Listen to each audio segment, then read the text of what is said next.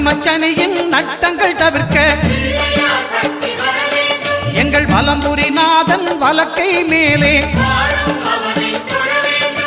வாழ்ந்திட வைப்பதும் தாழ்ந்திட வைப்பதும் சனி பகவானின் செயல் அல்லவா. அந்த கணபதி கரத்தை கண்டவர் தமக்கு சனியின் பார்வை நலம் அல்லவா.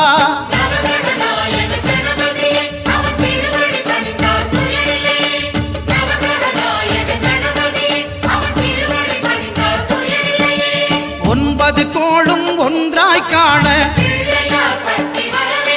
அங்கு கற்பகம் என்னும் கடவுளின் மெய்யில்